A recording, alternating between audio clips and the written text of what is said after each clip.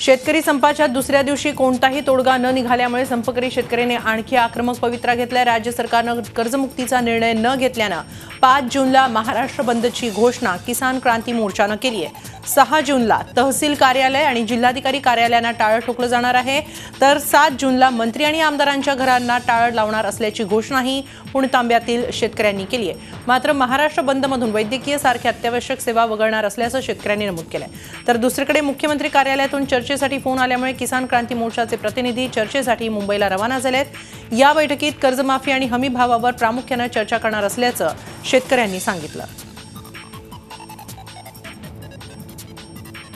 आम्ही आंदोलनकर्त्यांशी म्हणा किंवा किसान क्रांतीच्या लोकांशी आम्ही बोलायला तयार आहे। त्याच्यानंतर माननीय कृषी मंत्री फुलकर साहेब यांनी पण सांगितलेले, आपण सगळ्या माध्यमांनी पाहिलं, आपल्या माध्यमामध्ये आलंय, न्यूजपेपरमध्ये आलंय, त्यामुळे काही विषय नाही ना। आज सकाळी आम्हाला माननीय मुख्यमंत्र्यांच्या कार्यालयाचे दारे खुले आहे ना।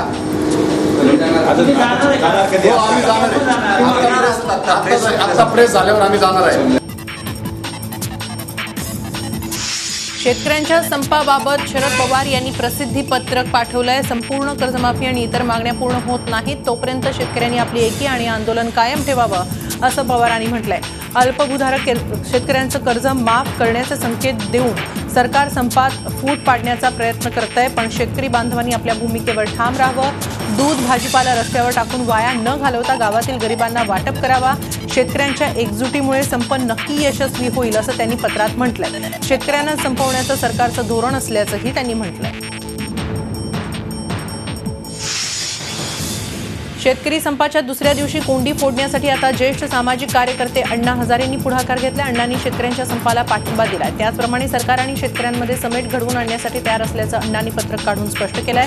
शेतमालाला उत्पादन खर्चानुसार भाव मिळाला पाहिजे असंही अण्णांनी म्हटलंय। मात्र अण्णांच्या मध्यस्थीची गरज नसल्याची भूमिका किसान क्रांतीनं घेतली आहे। मी एक शेतकऱ्याचा मुलगा असल्यामुळे शेतकऱ्यांच्या शेतीमालाला खर्चावर आधारित भाव मिळावा याच्याशी मी सहमत आहे। मुख्यमंत्र्यांशी माझी चर्चा झाली 2 वेळेला आणि मुख्यमंत्र्यांनी सांगितलं की तुम्ही आम्हाला सांगा शेतकऱ्यांच्या संबंधाने काय करायचं आहे, तर ते आम्ही करायला तयार आहे। फक्त कर्जमाफी एवढाच प्रश्न सोडवला तरी तो प्रश्न सुटणार नाही। आम्हाला प्रदीर्घ असा हा लढा उभा करावा लागेल शेतकऱ्यांच्या हिताच्या दृष्टीने। अण्णा हजारेंच्या बाबतीत मला तर असं वाटतं की आज राज्यभरातून खूप प्रतिक्रिया आल्या, त्या तिखट प्रतिक्रिया आल्या। आम्ही त्या बस झाल्या। मुळात आम्ही या कमिटीतर्फे संबंध राज्याच्या वतीनं, सर्व राज्याच्या शेतकऱ्याच्या वतीनं अण्णांचे आभारी आहोत की त्यांनी उशिरा का होईना या ठिकाणी पाठिंबा दर्शवला। दुसरी गोष्ट अशी आहे की त्यांनी मध्यस्थी करण्याची जी भूमिका मांडलेली आहे, मला तर असं वाटतं की या राज्यातल्या शेतकऱ्याला कोणाच्याही मध्यस्थीची गरज त्या ठिकाणी नाही। त्याच्यामुळे अण्णा आपल्या मध्यस्थीची आम्हाला गरज नाही। राज्यात शेतकरी संपावरून रण माजलेलं असताना भाजपसोबत सत्तेत असलेल्या शिवसेनेची पुरती कोंडी झाल्याचं दिसतंय। कारण एकीकडे शिवसेनेचे नेते या संपाला संपूर्ण पाठिंबा असल्याचं सांगत फिरतायत। आंदोलन संपावं असं वाटत असेल तर सरकारनं शेतीतलं कळतं अशा लोकांकडे सूत्र द्यावीत असा सल्ला शिवसेना खासदार संजय राऊत यांनी दिलाय। तर दुसरीकडे याच पक्षाचे अर्थराज्यमंत्री मात्र शेतकऱ्यांना सामंजस्याचं आवाहन करतायत। कर्जमुक्तीबाबत अर्थसंकल्पातही उल्लेख असल्याचं केसरकरांनी म्हटलंय। एकाच मुद्द्यावर 2 परस्पर विरोधी भूमिका घेणाऱ्या शिवसेनेची नेमकी दिशा कोणती, हा प्रश्न शेतकऱ्यांना पडलाय। राज्य शासन कर्जमुक्ती करणार हे 100% जाहीर केलेलं आहे। तसं आम्ही बजेटमध्ये सुद्धा त्याच्यासाठी एक सेपरेट पॅराग्राफ होता की कर्जमाफी करत असताना जे लोक रेग्युलरली भरतात त्यांच्यासाठी सुद्धा वेगळी स्कीम केली जाईल अशी सुद्धा अनाऊन्समेंट आहे। थोडासा संयम राखण्याची गरज आहे। भाजीपाला जर आपण नष्ट केला तर शेवटी शेतकऱ्यांचं नुकसान होत असतं। दूध ओतून टाकलं शेतकऱ्यांचं नुकसान होत असतं। शेवटी शेतकरी हा सर्वांना अन्न देत असतो। आपल्या जगण्याचं मुख्य आधार हा शेतकरी असतो। त्याचे प्रश्न 100% सुटले पाहिजेत आणि म्हणूनच गृह खात्याचा राज्यमंत्री म्हणून अत्यंत संयमाने परिस्थिती हाताळण्याच्या सूचना हे मी माझ्या खात्याला दिलेल्या आहेत। कर्जमुक्तीची मागणी शिवसेना पक्षप्रमुख उद्धव ठाकरे यांनी केली आहे, लक्षात घ्या। आणि गेले 15 वर्ष की जाता वगैरे जे आंदोलन कर्जमुक्तीचं आंदोलन शिवसेना चालवते, आम्ही त्यांच्या भावनांशी सहमत आहोत, पण त्याला राजकीय वळण आम्हाला द्यायचं नाही। आम्हाला त्यांचे प्रश्न सोडवायचे। कोणीही सोडवावे तो प्रश्न आम्ही त्याचं श्रेय घेणार नाही, पण तुम्ही शेतकऱ्यांना कर्जमुक्त करा. 4,000 शेतकरी आत्महत्या करतोय महाराष्ट्रामध्ये, आम्हाला लाज वाटली पाहिजे. बारामतीतील बाबुर्डीतील बारामती पुणे रस्त्यावर शेतकऱ्यांनी आंदोलन केलं. यावेळी संतप्त शेतकऱ्यांनी रास्ता रोको करत रस्त्यावर दूध ओतून दिलं. सरकारनं तत्काळ कर्जमाफी द्यावी अशी मागणी करण्यात आली.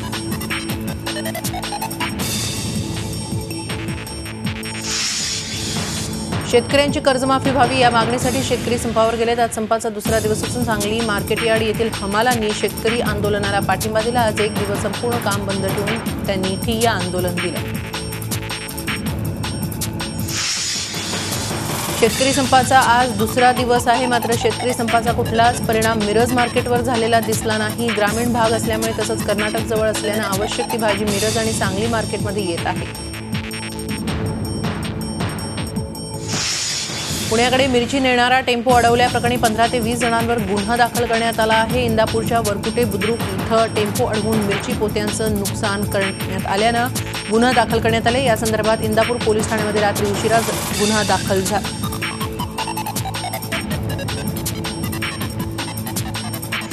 संपूर्ण कर्जमाफीसाठी येवला तालुक्यातील धुळगाव इथं शेतकरी संघटनेच्या पदाधिकाऱ्यांनी मुख्यमंत्र्यांच्या पुतळ्याचं दहन करत भाजप सरकारचा निषेध केला. शेतकऱ्यांच्या शेतमालाला हमीभाव द्यावा तसंच कर्जमाफीचा निर्णय तत्काळ घ्यावा अशी मागणी यावेळी करण्यात आली. तर काल झालेल्या अमानुष लाठीमाराचा यावेळी निषेध करण्यात आला.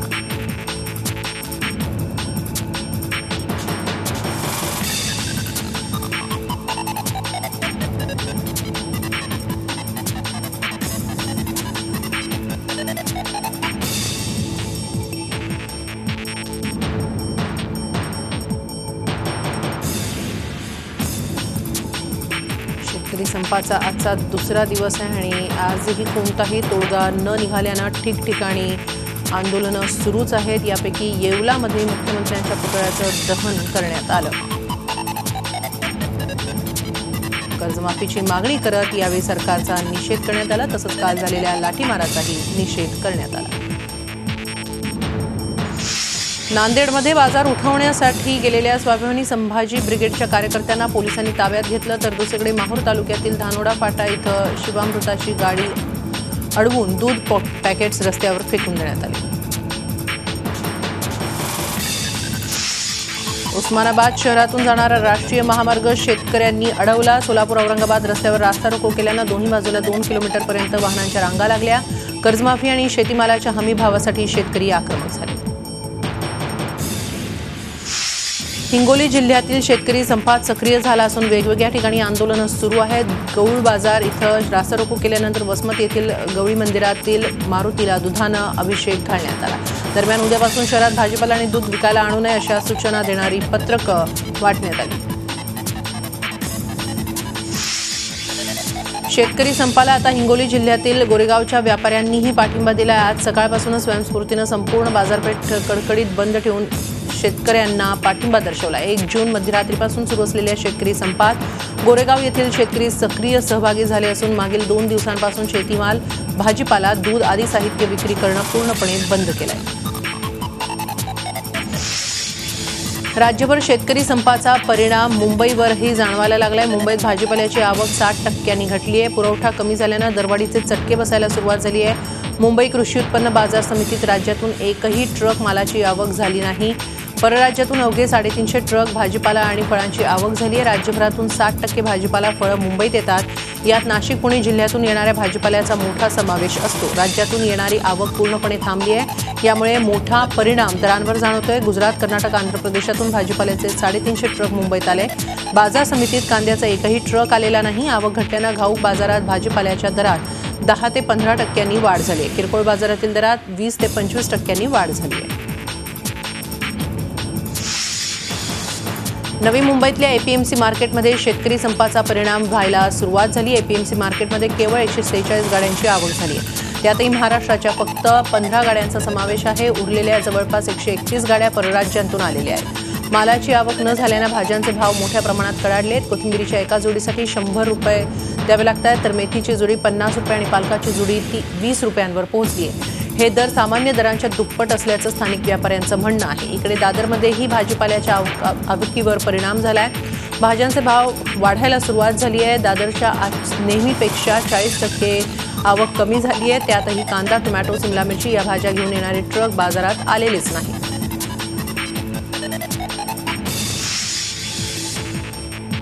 वाशी येथील कृषी उत्पन्न बाजार समितीनंतर सर्वात महत्त्वाची असणाऱ्या कल्याण बाजार समितीमध्येही शेतकरी संपाचा मोठा परिणाम बघायला मिळतोय. संपाच्या दुसऱ्या दिवशी भाजीपाल्याची आवक मोठ्या प्रमाणात घटली असल्याची माहिती इथल्या व्यापाऱ्यांनी दिली आहे. कल्याणमध्ये दररोज साधारण 300पेक्षा जास्त ट्रकमधून भाजीपाला येत असतो. मात्र शेतकरी संपामुळे हा आकडा 50पर्यंत आला आहे. ते सुद्धा गुजरात राज्यातील हा भाजीपाला आहे. महाराष्ट्रातील एकही ट्रक आज इथं आला नाहीये. कल्याणमध्ये आज भाजीपाला 5 ट्रक, कांदे बटाटे 5 ट्रक, अन्नधान्य 8 ट्रक असा एकूण 20 ट्रक आणि 30 टेम्पो एवढाच माल आला आहे.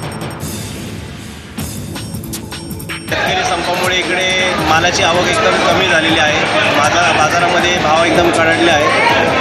भावाच्या किमती जवळजवळ 100 ते 200 रुपयांनी जास्तीत जास्त महाग झालेले आहे. त्यामुळे भाजी विक्रेत्यांचे पण खूप हाल होत आहे. जसे शेतकऱ्यांचे हाल होत आहेत तसे व्यापाऱ्यांचे पण हाल होत आहेत. त्यातून भाजीपाला कल्याण बाजार समितीचं आलं नाही आहे. फक्त आवक जी झाली ती गुजरातमधून आलेली भाजीपाल्याची आवक झालेली आहे आणि काय थोडा बहुत वाशी मार्केटमधून आलेला माल तो आलेला आहे. आणि ट्रक जवळजवळ भाजीपाल्याच्या एकूण ट्रक आहेत ना ते 20 आलेले आहेत आणि टेम्पो या 40 आलेले आहेत. राज्यातील शेतकऱ्यांनी 1 जूनपासून संप पुकारलाय. संपाच्या पहिल्याच दिवशी शेतकऱ्यांचा उद्रेक बघायला मिळाला. अहमदनगर मनमाड महामार्गावर पिंपळगाव जलाल इथं शेतकऱ्यांनी गाड्या अडवत माल रस्त्यावर फेकून दिला. जमावाला पांगवण्यासाठी पोलिसांना लाठीमार करावा लागला. याच दरम्यान पळताना कोपरगाव तालुक्यातील नाटेगाव येथील शेतकरी अशोक मुळे यांचा मृत्यू झालाय. शेतकरी कर्जामुळे आधीच आत्महत्या करत असताना दुसरीकडे आंदोलनादरम्यानही शेतकऱ्यांचा मृत्यू होत असेल तर सरकार कधी शेतकऱ्यांकडे लक्ष देणार असा सवाल मृतांच्या नातेवाईकांनी केलाय. दरम्यान आज पुणतांब्यामध्ये संपावर गेलेल्या शेतकऱ्यांचे प्रतिनिधी मोरे कुटुंबियांच्या भेटीला नाटेगावला गेले होते.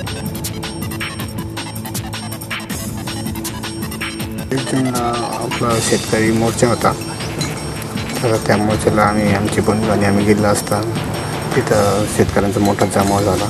जमाव झाल्यानंतर तिथं पोलीस लोक आले आणि पोलीस लोकांनी नंतर लाठीचार्ज केला, काही गोळीबार केला. त्यावेळेस आमचे बंधू त्या धावपळीमध्ये पळताना त्यांना जरा झटका आला आणि तिथेच मत पावले. जी या शेतकऱ्यावर वेळ आली तशी वेळ कोणावर येऊ नये, यांना न्याय मिळावा एवढीच आमची सर्व गावकऱ्यांची इच्छा आहे. आणि इथून पुढे अशी घटना घडू नये, पोलिसांनी हा लाठीचार्ज करू नये शेतकऱ्यांवर. कर्जाला कंटाळून जिल्ह्यात एका शेतकऱ्यानं आत्महत्या केली आहे. मंडणगड तालुक्यातल्या विरळतर्फे नातूनगर या गावातील 58 वर्षीय शेतकऱ्यानं बँकेचं कर्ज फेडता येत नसल्यानं आपल्या राहत्या घराच्या छपराला गळफास लावून आत्महत्या केली. बुद्धदास लक्ष्मण साळवी असं मयत इसमाचं नाव आहे. या संदर्भात मयत शेतकऱ्याचा मुलगा भीमराज साळवी यांनी मंडणगड पोलीस स्थानकात फिर्याद दिली आहे.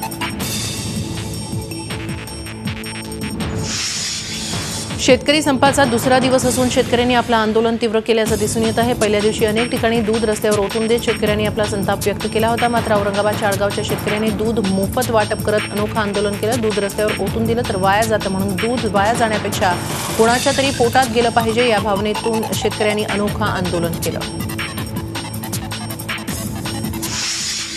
शेतकऱ्यांचा संप सुरूच राहिल्यास उद्या पुण्यामध्ये दूध उपलब्ध होणार नसल्याची माहिती पुणे जिल्हा दूध संघाचे अध्यक्ष विष्णू हिंगे यांनी दिली आहे. कात्रज डेअरी म्हणून प्रसिद्ध असलेल्या दूध संघामध्ये दररोज सुमारे 2,25,000 लिटर दुधाची आवक होते. इतर दूध संस्थांचे मिळून 15 लाख लिटर दूध पुण्यात येतं. मात्र या 2 दिवसातील आवक घटल्यानं शहरात दुधाची टंचाई निर्माण होणार आहे. दरम्यान दूध दरासंदर्भात मुख्यमंत्र्यांनी केलेला आरोप दूध संघानं फेटाळलाय. 2 वर्षांपूर्वी रासायनिक संवर्धन प्रक्रिया केल्यानंतरही करवीर निवासिनी श्री महालक्ष्मीच्या मूर्तीची झीज होऊ लागली. या पार्श्वभूमीवर आज औरंगाबाद इथल्या पुरातत्व विभागाचे अधिकारी कोल्हापूरच्या महालक्ष्मी मंदिरामध्ये मूर्तीची पाहणी करण्यासाठी आले. आज 3 अधिकाऱ्यांची टीम मंदिरात आली असता हिंदुत्ववादी कार्यकर्त्यांनी अधिकाऱ्यांना अडवून मूर्तीवर डाग कापडले याबाबत जाब विचारला. यावेळी रासायनिक प्रक्रिया केल्यानंतर पुरातत्व विभागाचे रिटायर्ड झालेले अधिकारी डॉक्टर M.K. सिंग हे 2016 मध्ये मूर्तीला काजळ लावून गेल्याची बाब आपल्याला माहिती नाही आणि ते रिटायर्ड झाल्यानंतर त्यांना मूर्तीला हात कोणी लावू दिला असा उलट प्रश्न अधिकाऱ्यांनीच उपस्थित केला. त्यामुळे आता नवा वाद समोर आला. प्रवाशांना आकर्षित करण्यासाठी रेल्वे प्रशासन नवनवीन कल्पना अंमलात आणत असल्याचं पाहायला मिळतं. ऑनलाईन तिकीट काढणं सोपं व्हावं म्हणून IRCTCनं बाय नाऊ पे लेटर ही नवी योजना सादर केली आहे. या योजनेनुसार नोंदणी केलेल्या तिकिटाची रक्कम 14 दिवसांनी अदा करण्याची सुविधा यामध्ये असणार आहे. तर बाय नाव पे लेटर या योजनेचा लाभ घेण्यासाठी प्रवाशांना आधार कार्ड, पॅन कार्डचे तपशील द्यावे लागणार आहेत. हा तपशील दिल्यानंतर प्रवाशांना नोंदणीकृत मोबाईलवर OTP प्राप्त होईल आणि त्यानंतर ई पे लेटरच्या सुविधेचा लाभ त्यांना घेता येणार आहे. बऱ्याच वेळा तिकीट बुक करताना नेटवर्कमध्ये किंवा पेमेंट सिस्टीममध्ये येणाऱ्या अडथळ्यांमुळे प्रवाशांच्या खात्यातून तिकीट बुक न होता रक्कम वजा होण्याची भीती असते. त्यामुळे प्रवाशांना मनस्ताप सहन करावा लागतो. त्यामुळे IRCTCच्या या योजनेमुळे प्रवाशांची या मनस्तापातून सुटका होण्यास मदत होणार आहे. राज्यातील सुमारे 12,000 कर्मचारी आणि अधिकारी या आठवड्यात सेवानिवृत्त झालेत. एकाच वेळी एवढे अधिकारी निवृत्त झाल्यामुळे त्याचा थेट परिणाम प्रशासनाच्या कामकाजावर होण्याची भीती व्यक्त केली जाते. कारण एकीकडे एकाच वेळी 12,000 अधिकारी कर्मचारी निवृत्त होत असताना दुसरीकडे रिक्त होणाऱ्या या पदांवर भरती करण्याबाबत सरकारनं निर्णय घेतलेला नाही. राज्यातील सार्वजनिक बांधकाम विभाग, जलसंपदा, वन विभाग, नगरविकास, महसूल अशा विविध 36 खात्यातील हे 12,000 अधिकारी आणि कर्मचारी निवृत्त होत आहेत. राज्याची आर्थिक स्थिती डबघाईला आल्यानं नव्यानं नोकर भरती करण्यास सरकारनं बंदी घातलेली आहे. त्यामुळे या 12,000 कर्मचाऱ्यांच्या जागेवर नवीन भरती होणार नसल्यानं सध्याच्या कर्मचाऱ्यांवर कामाचा ताण येणार असून प्रशासनावर त्याचा विपरीत परिणाम होणार आहे. एसटी महामंडळानं नुकतीच खास कोकणासाठी 14,000पेक्षा जास्त विविध पदांसाठी भरती प्रक्रिया सुरू केली होती. यामध्ये चालक पदासाठी सुमारे 450 महिलांचे अर्ज आलेत. तेव्हा सार्वजनिक बस वाहतूक सेवेत देशात पहिल्यांदाच महिला चालक असलेलं महाराष्ट्र हे पहिलं राज्य ठरणार असल्याचा दावा परिवहन मंत्री दिवाकर रावतेंनी केलाय. काही महिन्यानंतर महिला चालक अवाढव्य अशा एसटीचं धूळ चालवताना पाहायला मिळते.